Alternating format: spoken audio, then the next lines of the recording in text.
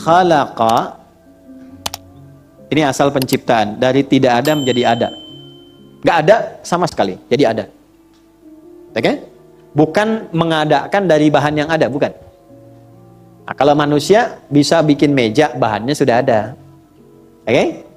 Tapi kalau tidak ada sama sekali, menjadi ada, itu khalaqa. Yang bisa berbuat itu, subjeknya disebut khaliq. Khaliq. Khaliq. Ya? Karena itu Allah menyebut dirinya dengan Khaliq. Ditemukan di mana? Di Quran surah ke-15 Al-Hijr. Di ayat berapa? Ayat 28. Sudah? Wa idh qala rabbuka lil malaikati inni khaliqum basyara min salsalim min hama'im masnun. Ketika Allah firmankan kepada seluruh kalangan malaikat dan sebagian makhluk yang ada pada saat itu, sungguh akulah Khaliq yang mencipta dari tidak ada menjadi ada. Karena itu selain Allah nggak bisa disebut Khaliq. Dan fitrah kita ketika disebut Khaliq pasti menunjuknya kepada Allah. Jelas? Baik. Nah, penciptaannya khalaqa. Karena itu setiap Allah ciptakan pakai khalaqa. Khalaqas samawati wal ard, khalaqal mauta wal haya. Huwallazi khalaqal mauta wal hayata liyabluwakum ayyukum ahsanu amala. Inna fi khalqis samawati wal ard wa ikhtilafil laili wan nahari la ayatin liulil iqra bismi rabbikal ladzi khalaqal. Oke. Yang tercipta disebut makhluk. Oke? Makhluk. Perhatikan baik-baik. Khaliq, khalaqa mencipta, yang tercipta makhluk. Makhluk ini membawa sifat bawaan yang mulia tertanam pada dirinya. Disebut khuluq namanya. Khuluqun. Jama' dari ini akhlak. Ini karakter utamanya akhlak. Ini tertanam dalam inti hidup namanya takwa. Nih, ini agak dalam ya. Tolong hati-hati berjuang melawan setan pembawa kantuk. Ya. Inti akhlak ada di takwa. Saya ulangi, inti akhlak ada di mana? Takwa.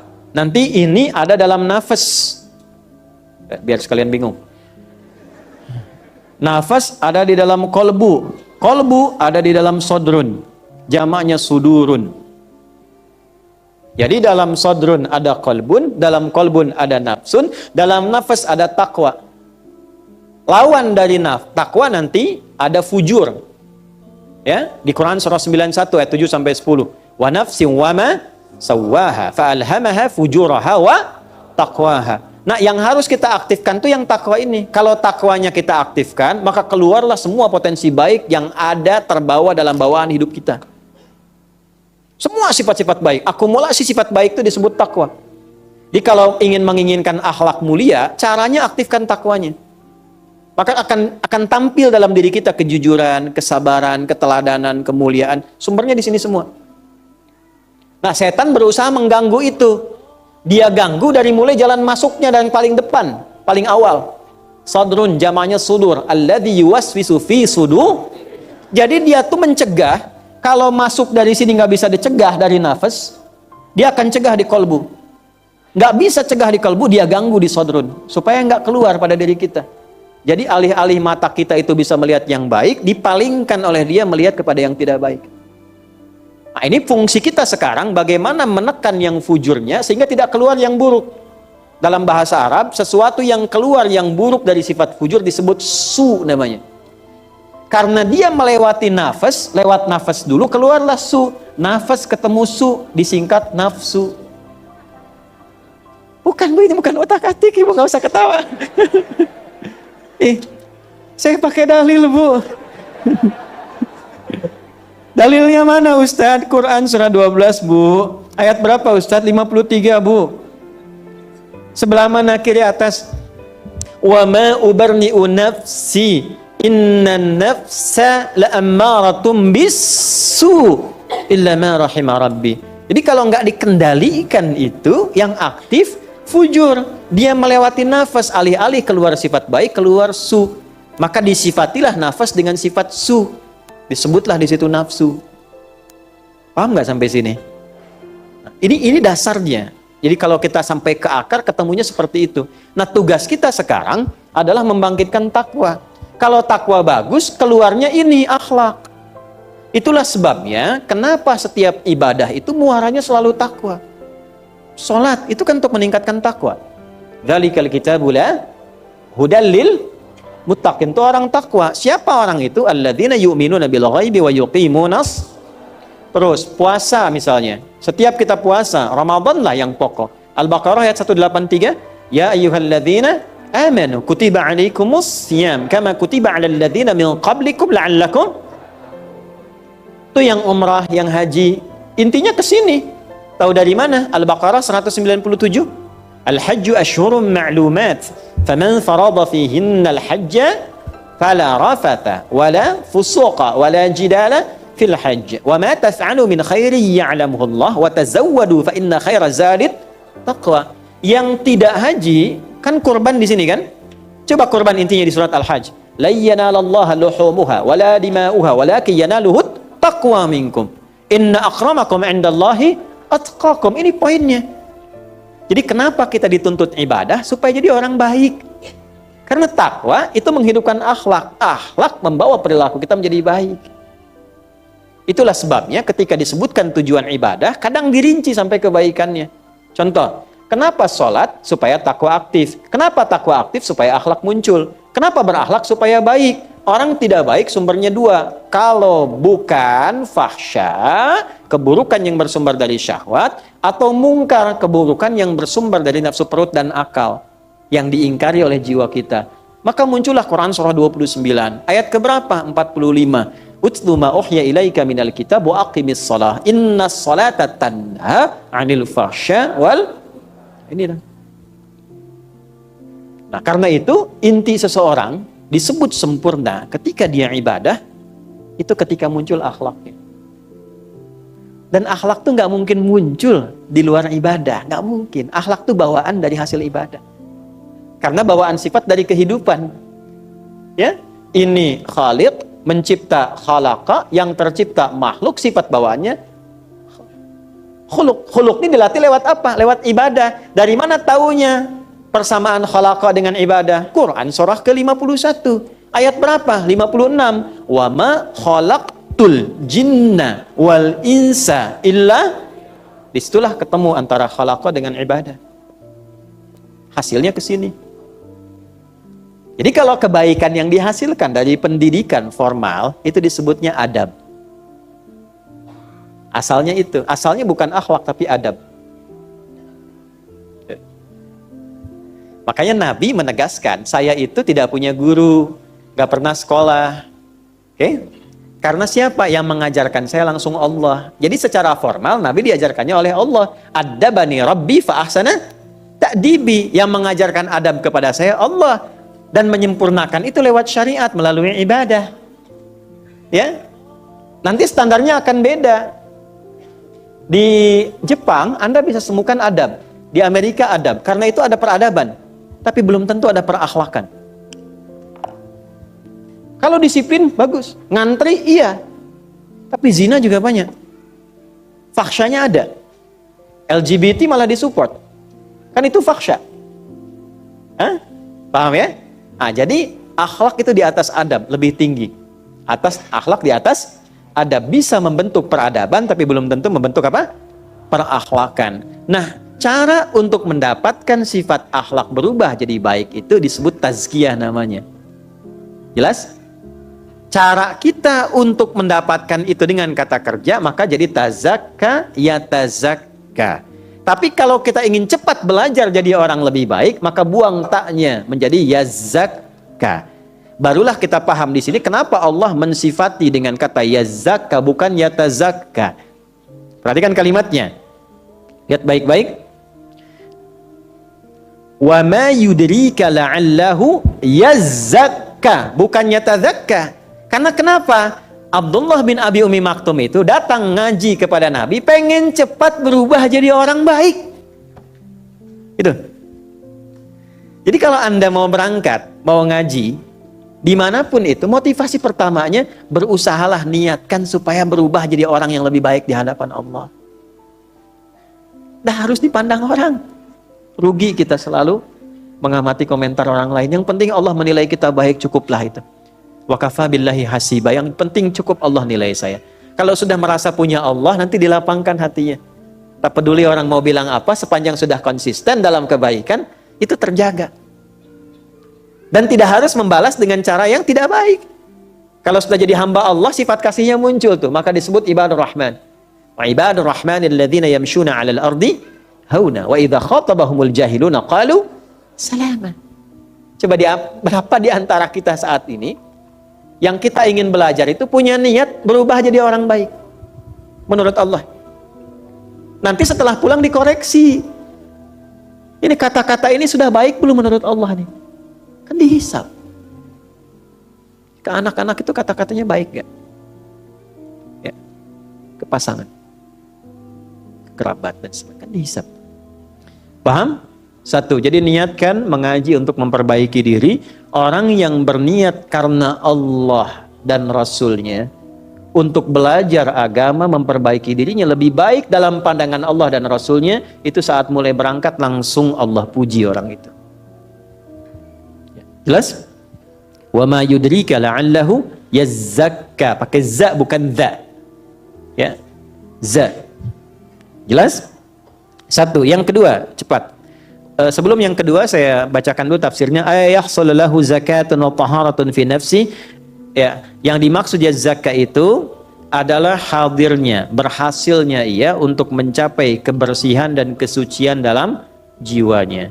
Jadi ada potensi yang tidak baik di jiwa, itulah fujur tadi. Saya berikan rumus cepat ya. Setiap ada baik di takwa, pasti ada lawannya di fujur. Ada lawannya. Misal, jujur itu di takwa. Baik, pasti ada lawan, dusta. Tempatnya di mana? Di fujur. Ya. Supaya lebih optimal ya. Bismillah. Ini satu, ini dua. Ini nafas. Nafas. Wa nafsi wa ma sawwa. Fa'alhamaha fujur. Di sini ada fujur. Sini ada takwa. Fujuraha wa taqwaha. Wah, biasanya suka begini ke atas. Ini gambaran dari alif, kasih tegak sini. Perhatikan baik-baik. Fokus. Ini fujur, lawan dari takwa. Jadi kalau di sini kumpulan sifat positif yang baik-baik, ada jujur, ada sabar, ada rendah hati, dan seterusnya. Maka di sini ada lawannya. Yang memancar, membawa sifat lawan dari ini sehingga terasa tidak baik, seperti negatif. Nah, sifat positif dan negatif terbawa dalam keseharian kita. Unsur kehidupan itu positif negatif. Anda punya mainan robot-robotan pakai baterai, akan positif dan negatif. Kalau nggak ada negatif nggak hidup, nggak ada positif pun nggak hidup.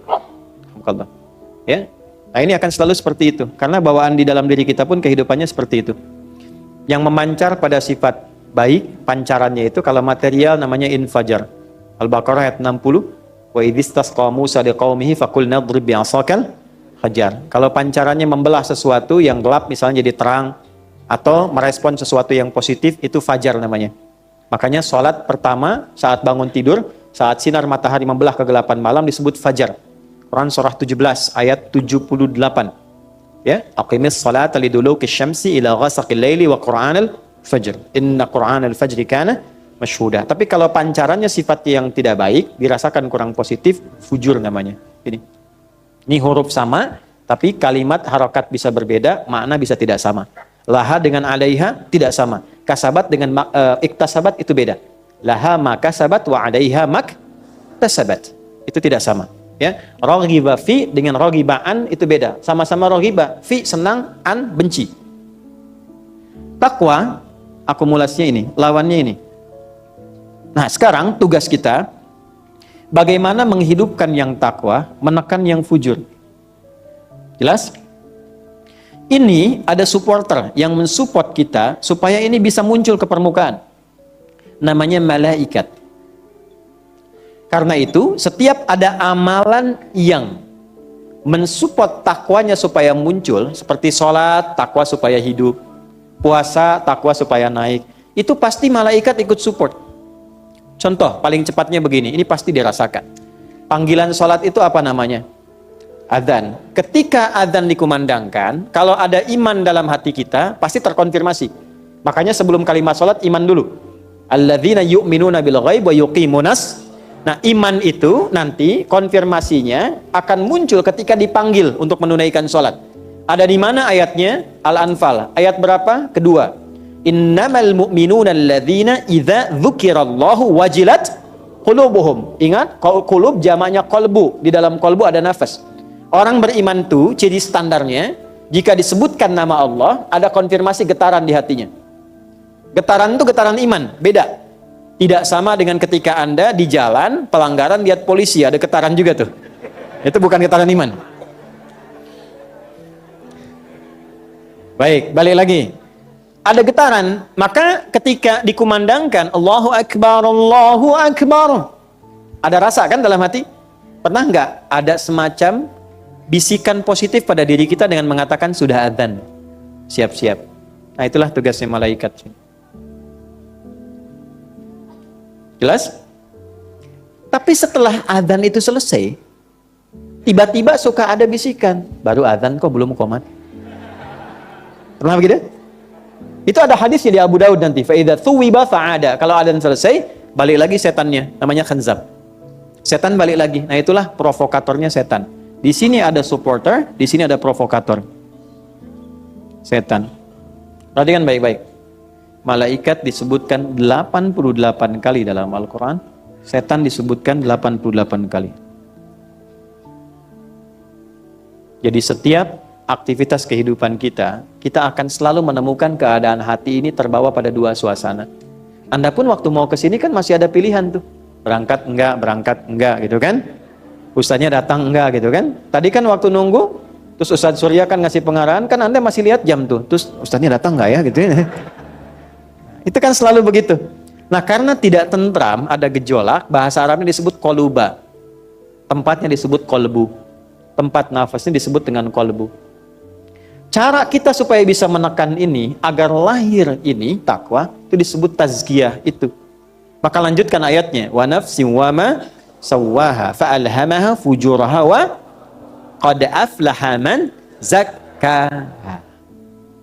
Zakka. Pakai fi'il madhi di sini supaya cepat dan fungsinya kuat. Jadi kalau pengen betul-betul jadi orang baik, maka komitmenlah yang kuat dan cepat untuk membersihkan, menyucikan, terjemahannya. Nyuci supaya yang fujurnya dialihkan ke takwa. Saya tanya sama ibu deh bu, maaf ya bu, kalau nyuci itu buang bajunya atau buang kotorannya? Ih kotor, kan nggak ada begitu kan? Pasti buang kotoran kan? Nah, ini kita diajak berpikir, makanya saya bilang, jadi orang Islam itu pasti pintar. Karena bahasa Quran itu menstimulasi otak kita supaya terus berpikir jadi pintar. Nah, karena itu, kenapa harus ada nyuci? Karena ada kotoran. Kenapa dicuci? Supaya bersih. Sampai sini paham nggak? Kenapa dicuci? Supaya kotorannya apa? Hilang. Muncul apanya? Bersihnya. Karena ibu nggak mungkin nyuci baju bersih. Ibu kurang sehat kalau begitu. Yang dicuci itu yang kok.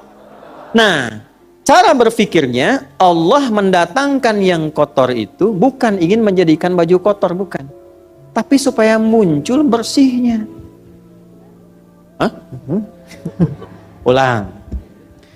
Allah mendatangkan, menciptakan kotor bukan ingin membuat baju itu kotor, tapi supaya diketahui bersihnya.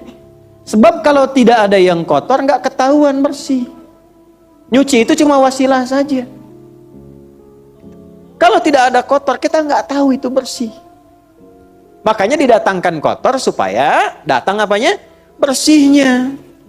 Nah, terapkan kaidah itu ke sini. Seperti Anda mencuci, bukan menghilangkan bendanya.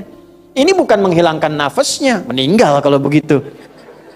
Ya, yang diinginkan, didatangkan dusta itu bukan ingin menjadikan Anda pendusta, tapi supaya muncul jujurnya. Diciptakan marah itu bukan ingin menjadikan suami pemarah, Bu. Tapi supaya naik sabarnya yang ada di ibu.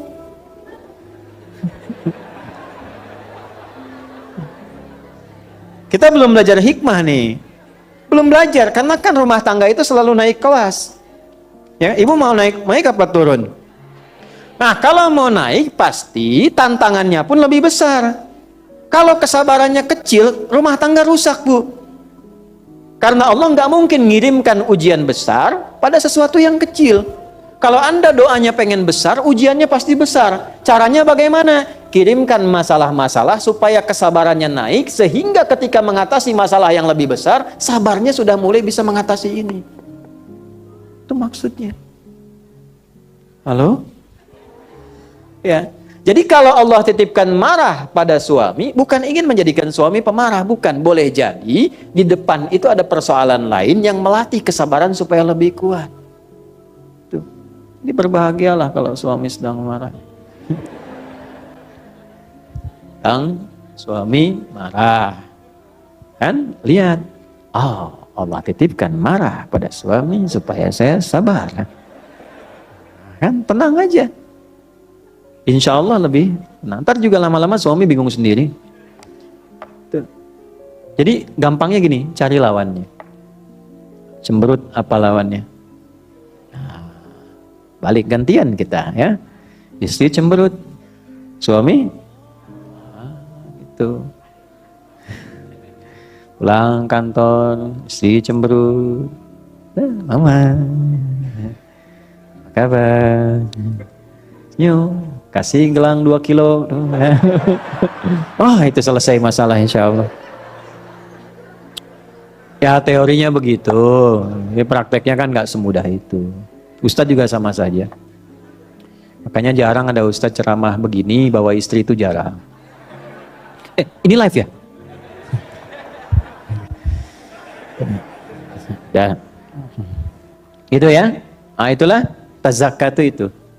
Nah, kenapa pakai ya zakah untuk memotivasi kita cepat? Walaupun pada dasarnya kita selalu mengalami tahapan-tahapan. Gak ada yang langsung sempurna. Dan kalau sedang belajar jadi orang baik, gak usah pedulikan pada berbagai macam komentar yang dialamatkan pada kita. Ini saya kasih rumus supaya enak ya. Gini, hidup itu gak akan lepas dari cacian. Ingat baik-baik itu. Kata Imam Syafi'i, semua orang hidup pasti mengalami cacian. Allah pun dicaci, malaikat dicaci, nabi dicaci, ya, sahabat dicaci, tabi'in dicaci, ulama dicaci. Antum Tuhan bukan, nabi bukan, malaikat bukan, sahabat bukan, tabi'in bukan, ulama belum nyampe. Terus nggak pengen dicaci, kurang sehat. Ya, nah cacian itu ada 2, dari orang baik atau dari orang buruk, dari yang soleh atau yang salah. Kalau yang mencaci itu orang baik, maka Allah sedang menitipkan kebaikan pada orang itu supaya dia kembali berarah pada nilai-nilai kemuliaan. Ulama nih misalnya, ya, cacian ulama itu bukan kata-kata kasar. Biasanya nggak keluar dalam bentuk yang kasar. Dan yang baik, yang lembut, kecuali pada kondisi tertentu dia tegas, tapi tetap tidak kotor keluar kata-katanya. Karena beda antara kotor dengan tegas itu lain. Nah, kalau ada ulama mengingatkan, sekalipun tegas misalnya, itu artinya dititipkan oleh Allah supaya kita kembali jadi baik. Tapi kalau ada orang yang terlihat tidak baik, mencaci Anda karena kebaikan Anda, itu artinya Allah titipkan pada orang itu untuk menetapkan bahwa Anda sudah jadi orang baik. Ya. Dulu Anda nongtong-nongtong misalnya, di tempat yang kurang baik, terus tiba-tiba ke masjid. Teman Anda bilang, soleh, kan? Padahal nama Anda Kevin misalnya kan. Nah, itu bukan celaan sebetulnya. Allah titipkan pada lisan orang itu yang menetapkan bahwa sekarang Anda sudah baik. Buktinya yang kurang baik pun tetap menyebut Anda baik. Jadi nggak usah marah. Kalau ditemukan pada diri kita, kita koreksi. Kalau tidak ditemukan, abaikan aja. Selesai.